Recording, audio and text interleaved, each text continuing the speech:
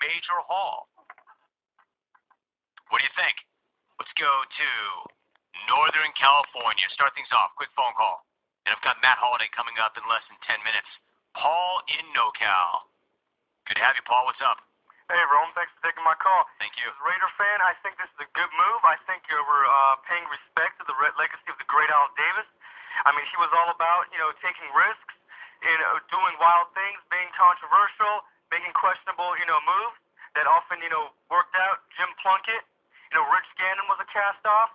All these guys, people were criticizing him for Darius Saber-Bay. He's looking good the past 2 weeks, and I say let's keep up the legacy of Al Davis and, make this move. Bring in Carson Palmer. Yeah, people are, doubting him. Okay, what are we going to get out of this guy? I like that. I like the controversy. I like the doubt.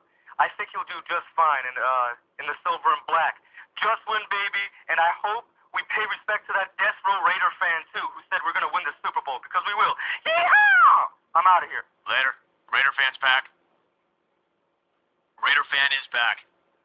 Hey, look, you don't make the move to pay homage to Al Davis. You don't make the move just to get some buzz. You don't make the move because it's controversial. You don't make that move unless you think you have a chance to win it all right now. You don't make that move unless you think you're in contention right now, because you gave up a number one next year and a number one the following year potentially for a guy who's 31, nearly 32, who has not played, and the last time he did play, he didn't play very well. And a guy who walked away from, quote, a commitment with the Bengals. Now, you make that move for one reason, because you think you can win right now. It's a big gamble. No downside whatsoever for the Bengals. Zero. But there is upside for the Raiders, but it's a huge swing. I mean, they pushed every last chip right to the center of the table, and I love it. Like I said, the easy thing to do would be to do nothing at all. The easy thing to do would be to give the ball to Kyle Bowler and just say, hey, what are we really? We're going to pound the ball on the ground. We're going to give the ball to Darren McFadden. We just need a guy to manage the game, kind of like Jason Campbell. We were winning with Jason Campbell. We don't have to do anything reckless or over the top. Give the ball to Kyle Bowler. He's a pro. He could manage it. Or I don't know, let's just trade for somebody else's scrub or somebody else's backup. Or bring in some journeyman. That's not what they're doing. It's the biggest name out there, the biggest swing they could have taken, and they gave up a ton to get him. I like it. I like it a lot. Raider fans back, though. I like that, too.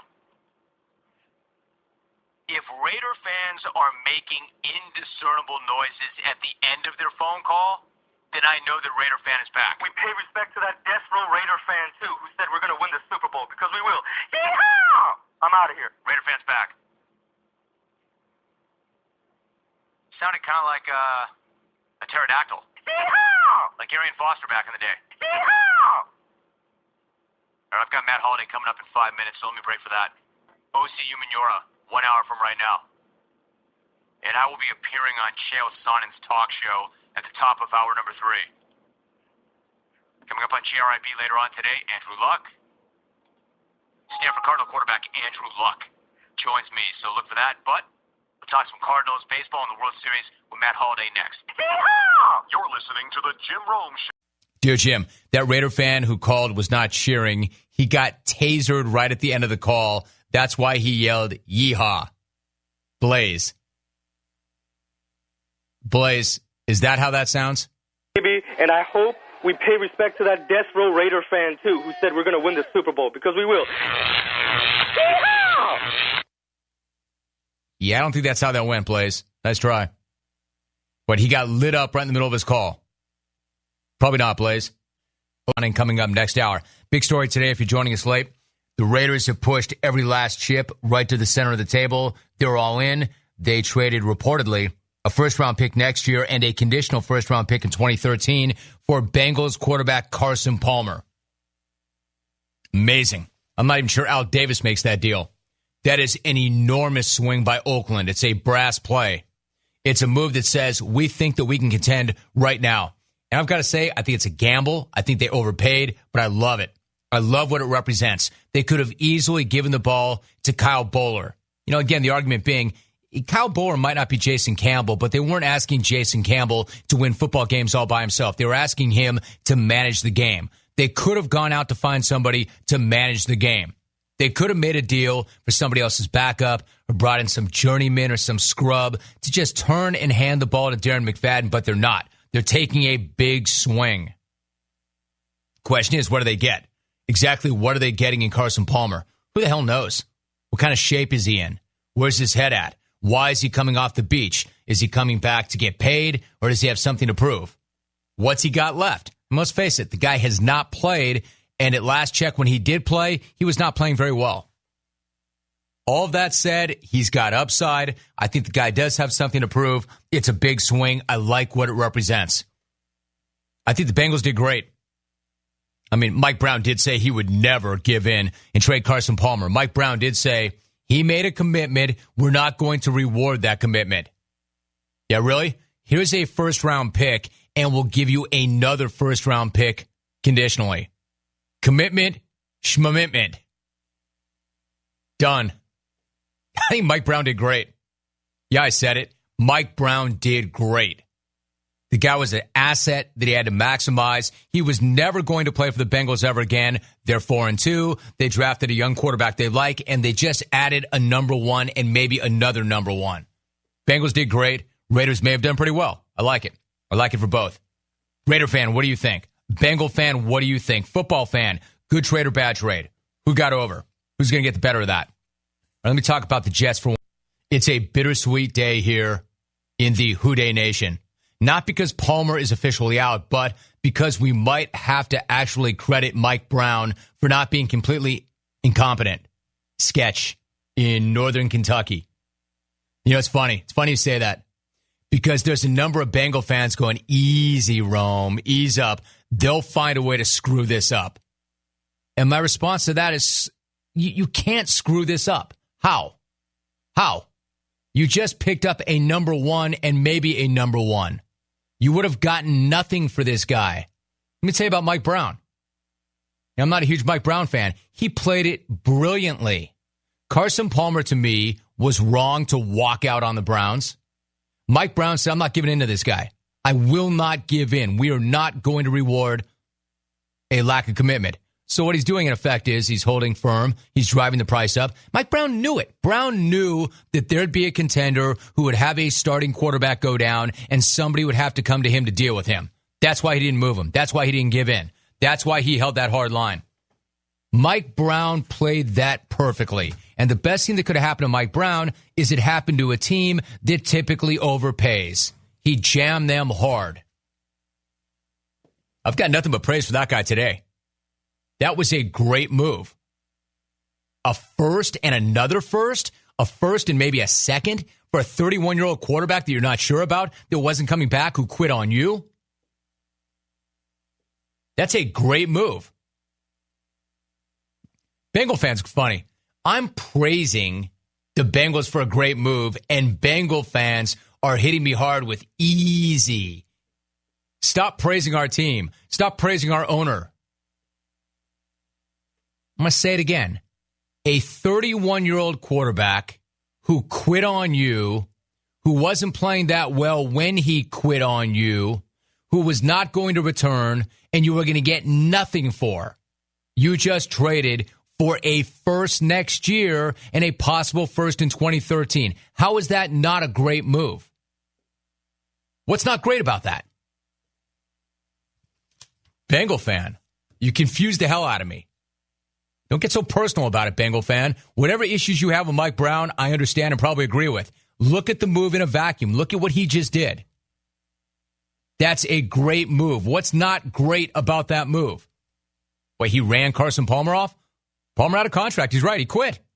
I mean, the guy literally quit. I'm not playing. I'm not playing here. Well, I'll play for the Raiders. And by the way, it worked for Palmer. He got what he wanted. Palmer gets over. Got out of his deal with the Bengals, forced them to trade him. You really want to look at it, win, win, win. Everybody wins. Except for the Raiders if Palmer can't play. But as it stands right now, they may have salvaged their season. They may have upgraded their quarterback. The Bengals get something for an asset that wouldn't play. Palmer didn't want to play for them. He gets another shot with a team that might be going to the postseason. Win, win, win. All right, let's go to the phones. Let's go to Richmond. Joe in Richmond. What's up, Joe? How are you? I'm great, Romy. Thank you for the time, brother. Hey, on behalf of the Raider Nation and being a lifelong member, let me tell you this, Romy. This is huge. This isn't all about Mr. Davis. His legacy will live forever. This is all about Hugh Jack City, baby, putting his thumbprint down on this team. He's loved this guy. He's coveting. He went out and got it with the river boat gambling style. That's what he did. He knows this young team is pride and poise right now. 4-2, Romy. You tell me another team that loses a starting quarterback and goes out and upgrades. This is unheard of. This is a magical ride, a magical season, and Hugh Jackson knows what he's doing, Rome, and I trust in him, and I believe in this man. He's fired up, and he's got the team believing. The thumbprint is there now. The young guys that Al Davis brought in are all making plays, and now Mr. Jackson is right there. He sees the Raiders winning the AFC West with Kansas City down, Denver's a mess, and the Chargers are soft. I'm telling you, Rome, this is a great day for the Raider Nation. Yes, the Bengals may have won. Yes, Carson Palmer may have won, but I agree. The Raider Nation has won as well, Romy. Thank you for your time, my friend. And with that, war Mr. Davis's legacy, war Hugh Jackson, and war Raider Nation, baby. Oh, hell yeah. Rock him. Hey, Joe in Richmond, let me ask you something. Do you happen to live in a palatial estate with a rocket wife, 15-inch pipes, and Armani suits, and a luxury sled? Are you in any way related to Jeff in Richmond, Joe in Richmond? Because you sound like him. And with that, war Mr. Davis's legacy, war Hugh Jackson, and war Raider Nation, baby. Oh, hell yeah. For all you bottom feeders out there in radio land, all you inferior specimens, all you toolboxes, all you hayseeds and huckleberries, and I wonder, man, does Jeff have a little brother named Joe? I want to hear from more Richmond clones. Better yet, a Richmond clone who's a Raider fan. Did I or did I not say just moments ago Raider fan was back? There is evidence that Raider fan is back. Hey, give them credit, man. That is a brass play and a huge swing. Jason Campbell goes down. They make a deal for Carson Palmer. They give up a first and maybe another first.